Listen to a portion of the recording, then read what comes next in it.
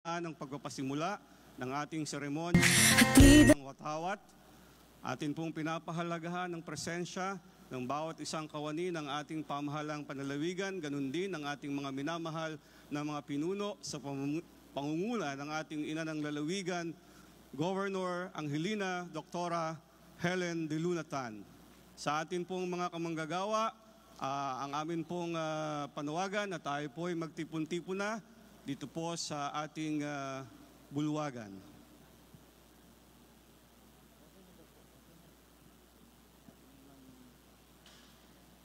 Sa ating patuloy na paglalakbay tungo sa kambal na pangarap ng tunay na kaunlaran ng lalawigan ng Quezon, ganun din ng pagsasakapangyarihan ng mga mamamayan.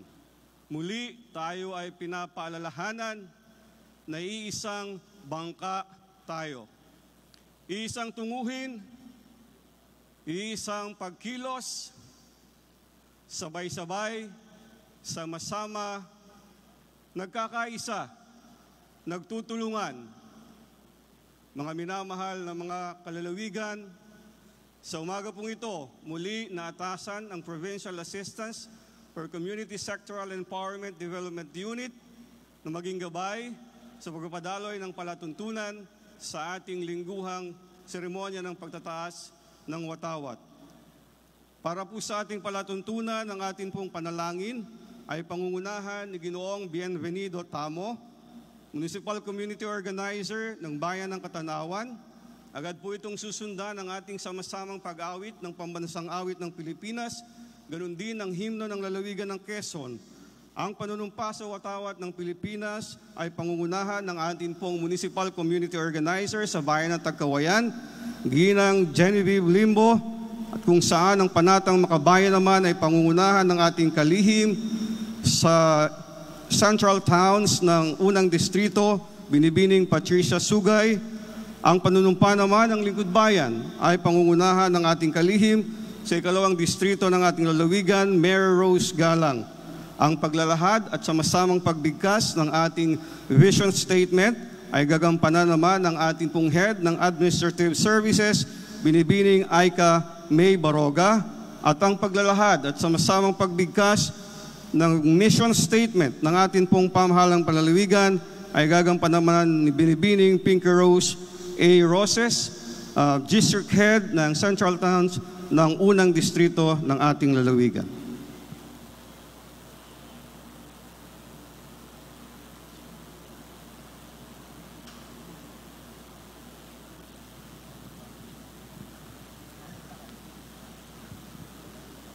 Mapagpalang umaga po sa ating lahat, mga kapatid, at batiin po natin ang isa't isa ng magandang umaga.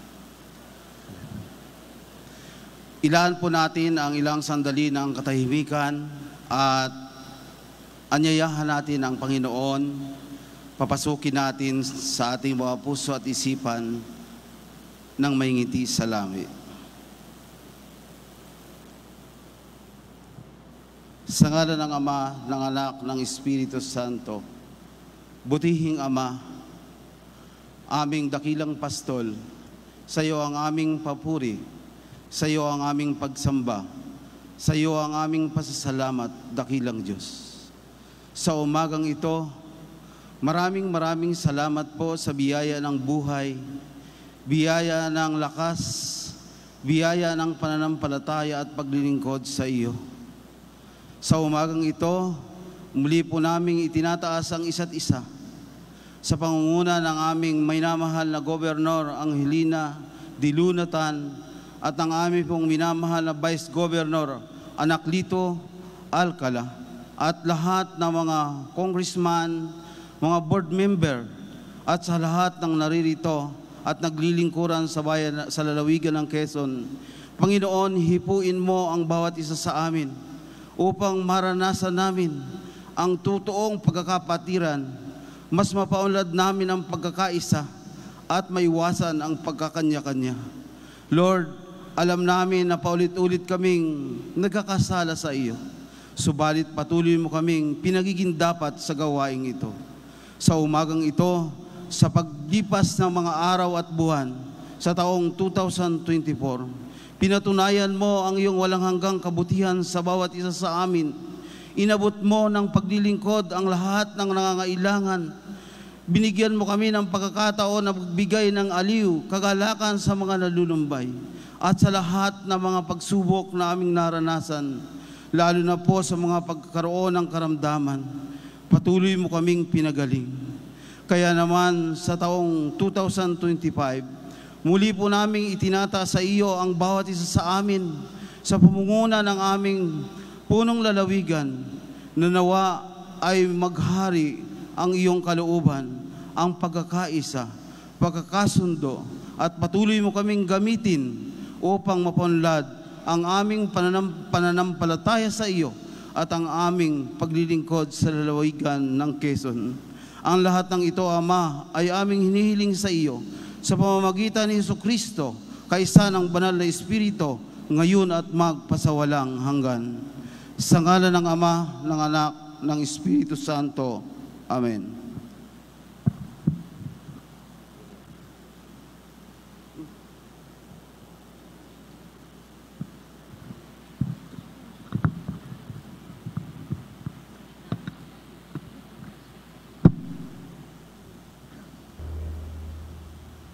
Mga kalalawigan, ang pambansang awit ng Pilipinas.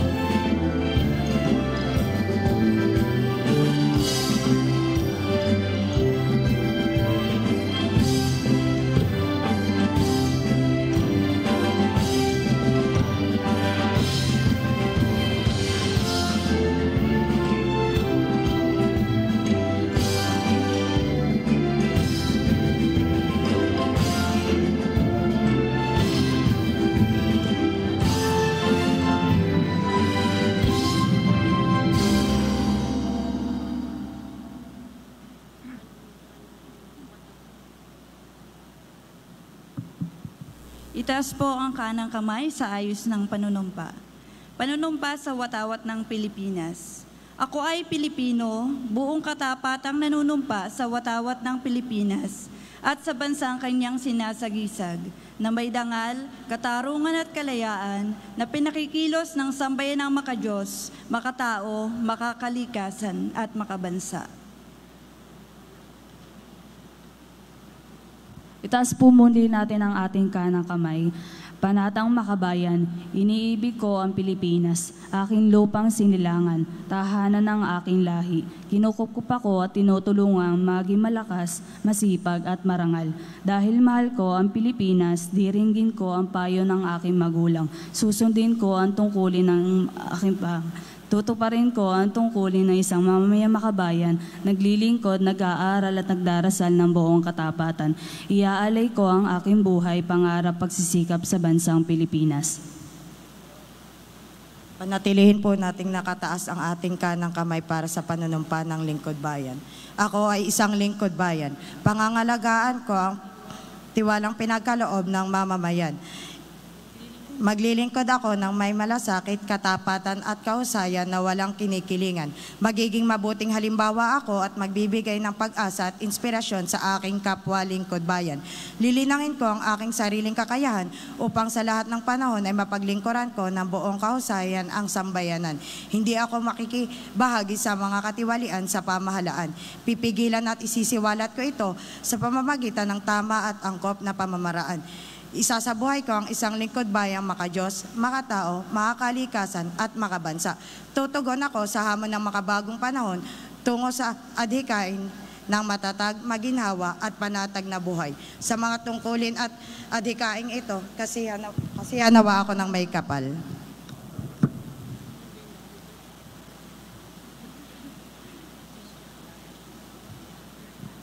Quezon Province Vision, a progressive and healthy Quezon Province as a prime agritourism destination in the region by 2030, uplifted by reliable and inclusive services, competent leadership, and empowered citizens.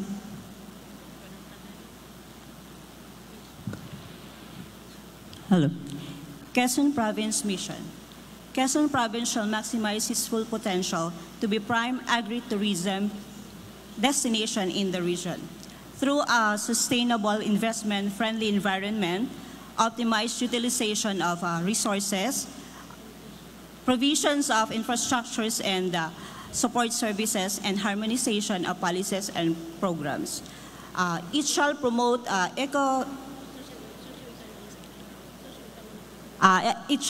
socioeconomic development by providing accessible and quality healthcare services and education, enhancing agricultural and fishery productions, intensifying livelihood opportunities and job generations, building better and more infrastructures,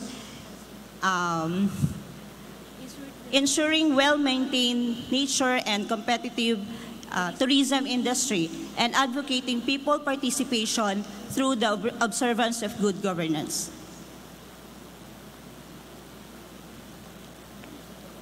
Our quality policy. We, the civil servants of the provincial government of Quezon, guided by integrity, service excellence, and good governance, are committed to delivering high-quality public service with transparency, accountability, aiming for a gender-responsive, progressive, and healthy environment and healthy province that meet global standards. To uphold this, we shall empower our workforce and leaders with opportunities for professional growth and development, and provision for an optimal working environment that fosters a culture for excellence and dedicated service.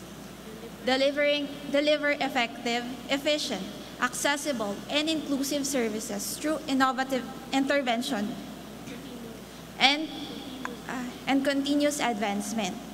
Fosters constructive engagement between citizens and stakeholders through transparent communication and active participation. Promotes sustainable development that ensures economic prosperity, social equity, and environmental well-being of Quezonians. Thus, we will continually enhance our quality management system to meet clients' needs and exceed expectations in compliance with international statutory and regulatory requirements.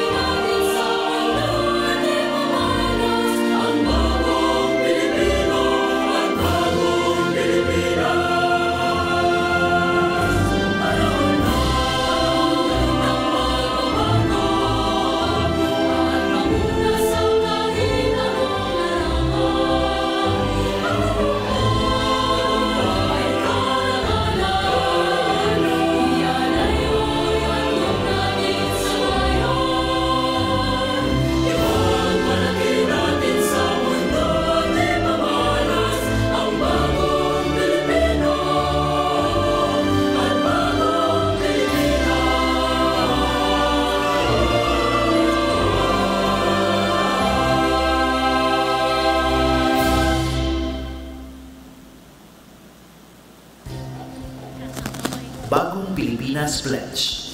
Panata sa Bagong Pilipinas. Bilang Pilipino, buong pagmamalaki kong isa sa buhay ang Bagong Pilipinas.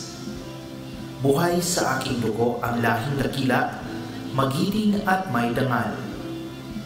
Palaging dadalhin sa puso, isip at diwa ang aking pagmamahal sa kultura at bayang sinilangan. Kaisa ng bawat mamamayan, iaalay ko ang aking talino at kasanayan sa pagpapaunlad ng aking bayan. Taglay ang galing na naaayon sa mga pandaigdigang pamantayan, magiging instrumento ako sa pagsulong ng kagalingan, karunungan at kapayapaan. Makikiisa at makikilahok ako sa mga adhikain ng pamalaan dahil ang kaunlaran ay hindi lamang responsibilidad ng iilan. Isusulong at mangangalagaan ko ang karangalan, kalayaan at interes ng aking bayang minamahal. Bilang Pilipino na may pagmamahal, pakialam at malasakit, hindi makasarili kundi para sa mas nakararami, tatahakin ko ang landas tungo sa isang bagong Pilipinas.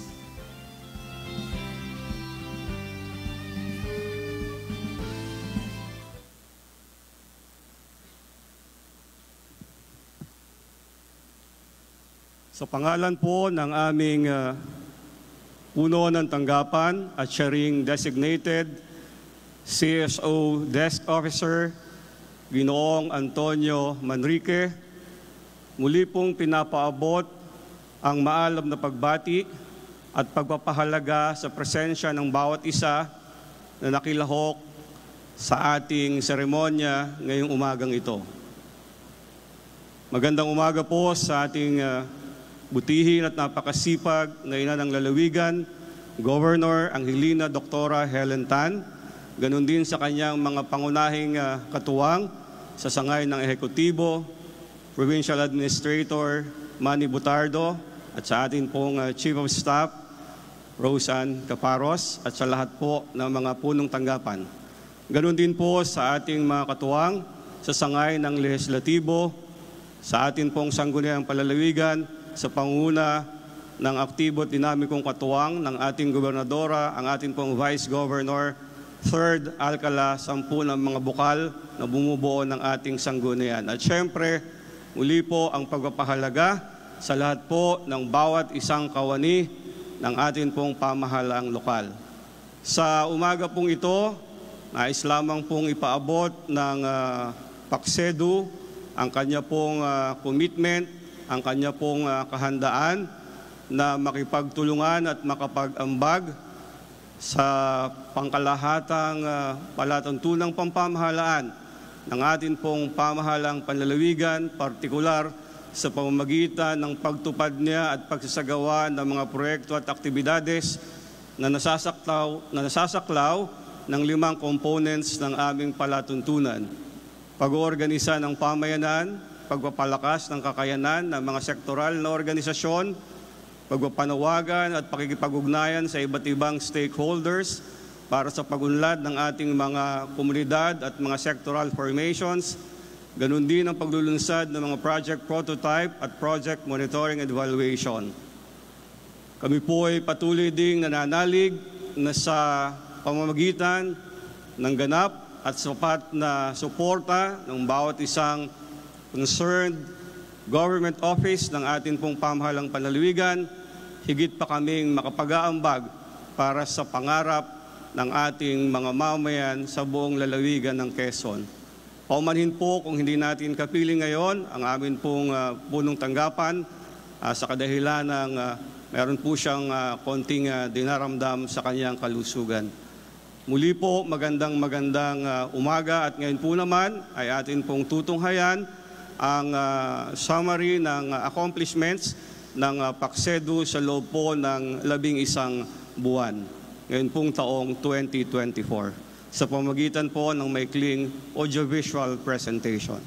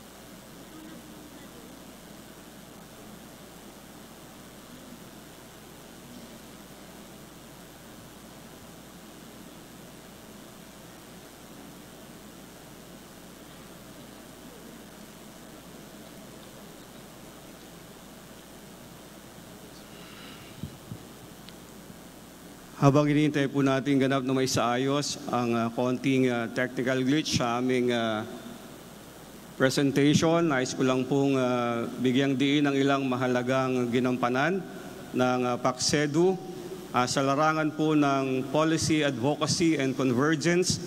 Nais po nating ibalita sa lahat ng ating mga kamanggagawa na sa tulong po ng Sangguniang Palalawigan, ng lalawigan ng Quezon ay naaprubahan na po at ganap ng isang ordinansa ang pagtatatag ng Quezon Provincial People's Council na kung saan ito ay isang mahalagang sangkap o bahagi ng palatuntunan ng ating minamahal na gobernadora patungkol sa good governance o mabuting pamamahala, ganun din sa people's participation o pakikilahok ng mga mamayan sa paggogobyerno at pagpapaunlad ng ating mga pamayanan.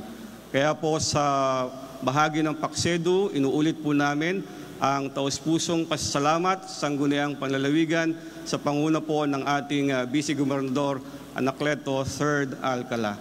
Palakpakan po natin ang ating gobernadora at palakpakan po natin ang Sangguniang Panlalawigan ng lalawigan ng Quezon. Kaugnay po niya, naisin po nating banggitin na nagbigay inspirasyon ng pagsisikap sa ika-4 na distrito ng lalawigan ng Quezon bago may ganap na may isabatas ang panlalawigang ordinansa. Para po sa inyong kabatiran, 6 na bayan na po sa 4th district ng ating lalawigan ang merong ordinansa para sa pagtatatag ng nasabing kapulungan sa kani-kanilang mga bayan. At 2 po dito ay ganap ng nabuo ang bayan ng Perez at bayan ng Gumaca. Ganon din po sa 1 at 3 distrito, nasimulan na rin po ang mga municipal-wide consultation para sa pagbalangkas ng kani-kanilang mga respective ordinances. Development Unit, Vision, Empowered and Provincial Assistance for Community and Sectoral Empowerment and Development Unit, Vision, Empowered and self-sustaining communities of Quezon Province, decisively driven by strong basic sectors, critically engaging with the government acting as catalyst for good governance and genuine development by 2030. Mission: assist the basic sectors and other marginal groups to organize themselves and to strengthen their organization. Capacitate them for effective engagement in governance, in creating a sustainable and healthy environment, and in genuine development, leading to poverty eradication in the barangays and communities. The Provincial Assistance for Community and Sectoral Empowerment and Development Unit has a total of 53 employees, 19 casuals, and 34 job orders, which is headed by Antonio L. Manrique. We are also divided into 5 operation units. Here are the services and programs we offer. Accomplishment for the year 2024. A total of 1,360 accredited CSOs under the following sectors. Accomplishments under the community sectoral organizing. Capacity building and social preparation.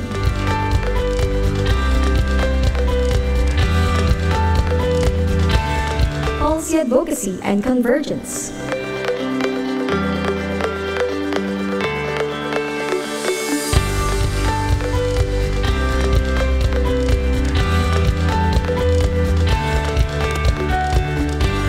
Project research and prototyping.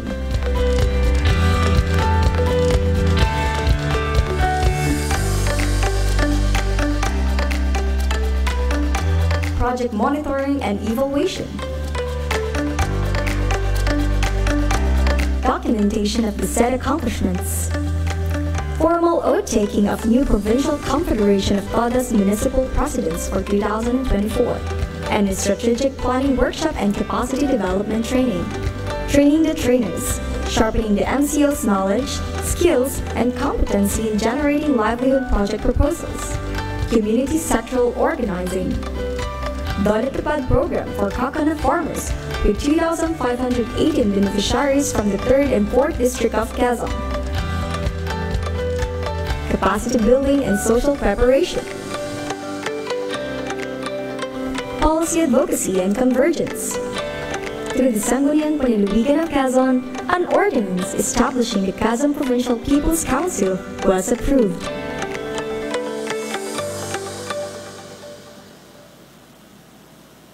Kaugnay po ng nauna namin binanggit tungkol sa ordinansa sa Quezon Province People's Council, nais din po namin bigyan ng diin na ang PACSEDO po ay nakapagsumite na ng draft ng implementing rules and regulations at sa amin pong kabatiran, ito ay kasalukuyang nirerepaso ng atin pong mga kamanggagawa mula po sa Provincial Legal Office.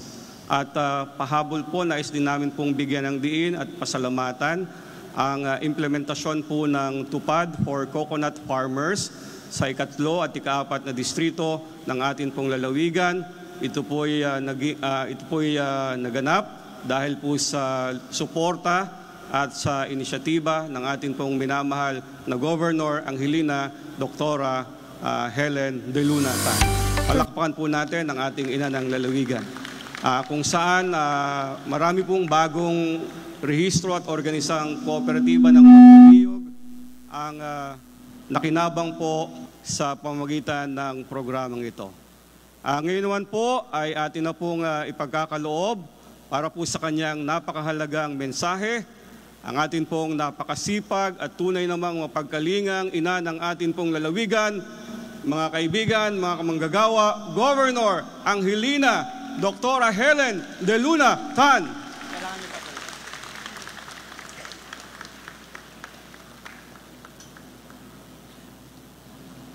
Thank you. Thank you so much, Sir Alan, at sa lahat po ng ating manggagawa. Good morning! Masarap ngayong matulog, no?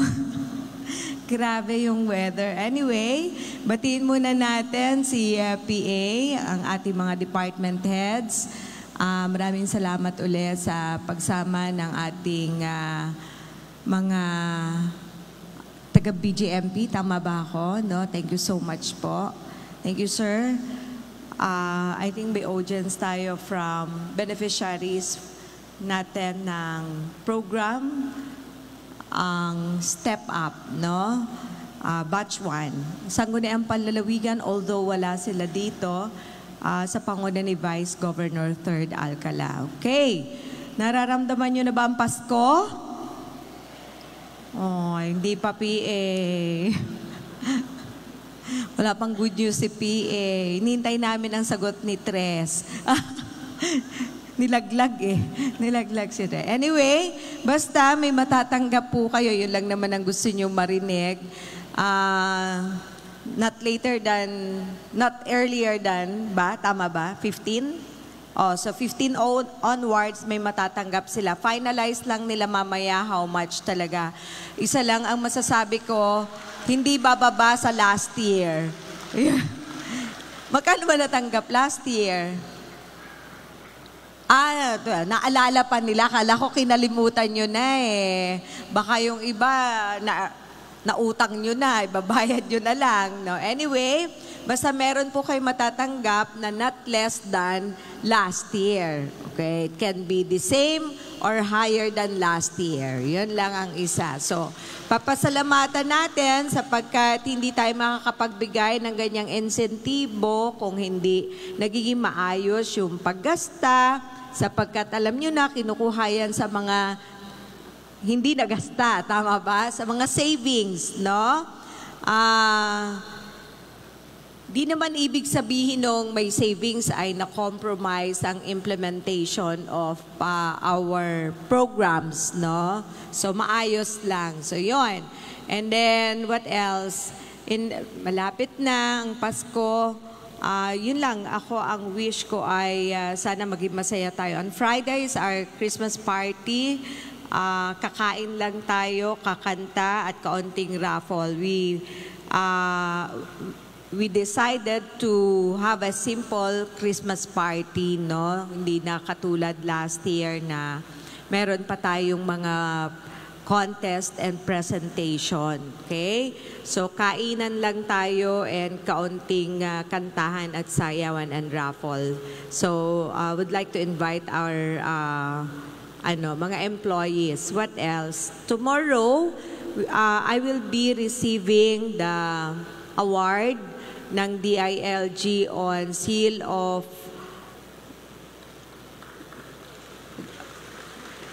Good Local Governance, SGLG. Palakpakan nyo ng malakas sapagkat yun ay pinagtulong-tulungan. It's a concerted effort of everyone, no? And simula 2023, hopefully makuha natin 2024 and every year maipakita natin. So, it's our year. Katulad ng sinabi ko last two Mondays ago na yung 2024 ang daming recognition sa atin sa province, ang dami ding blessings despite of mga challenges katulad ng bagyo na dumarating. And we're thankful na may mga tao din na tumutulong din sa ating lalawigan, no? So, sa pagdating ng 2025, sana sama-sama tayo na mananalangin na sana patuloy na ang ating lalawigan ay poprotektahan at that God will shower us with more blessings, no, para sa ating mga kalalalawigan. And sa lahat ng accomplishment, although laging binabanggit yung governor, but ang lahat ng mga programs natin and projects na pinakikinabangan ng Quezonian, yun ay galing sa Kapitolyo, sa provincial government, at yun ay kasama ang bawat isang empleyado na nagtatrabaho po dito. So you should be proud, no, pag nakakarinig kayo ng mga papuri sa ating lalawigan sapagkat yun ay dahil sa ating lahat. Okay? What else? Ano pa bang sasabihin ko? May nakalimutan ako. Yun lang. Hindi ko na sasabihin kung magkano, baka mamaya masunog ako, awayin nyo ako, singilin nyo pa ako, 'di ba? So, pag matanggap nyo lang sa ATM nyo, sabihin nyo lang, thank you Lord. Yun. Starting ba yun? 15? Pwede na, no? Sa 15. Excited din ako. Excited din ako na matanggap ang kung ano man yan, kung how much naman yan. Okay? Sino pang merong announcement? Yan lang? Okay. Sige, hindi na ako magtatawag kasi ang sama ng panahon talaga eh. PA, may announcement ka?